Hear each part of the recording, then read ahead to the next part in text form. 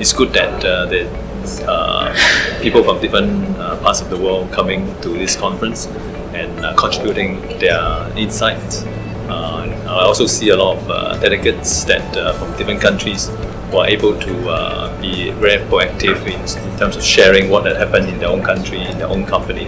And now we have a better situational awareness of what the impact of risk in emergency management, how they interrelate, and how we can come together and be better to solve the problems of the world.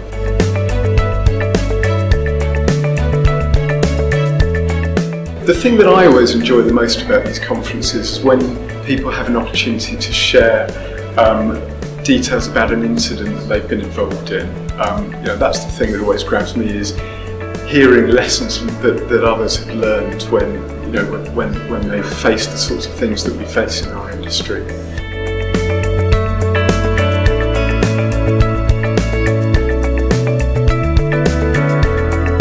I've been to many other conferences of this type around the world, and I'm very, very impressed by the scale of the conference. The professionalism is a very nice environment, and it's one of the most interesting things is the number of delegates from a very broad cross-section of industries. Is really good to see. We've got emergency managers, risk managers, business continuity managers. It's really good to see all those different communities coming together under the one conference.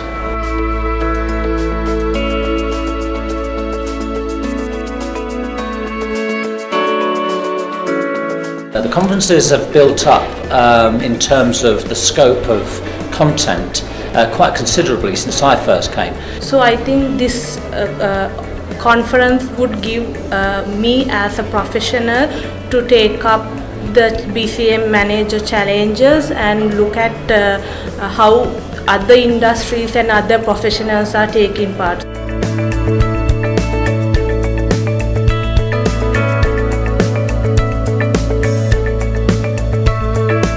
In a nutshell, the conference is truly unique.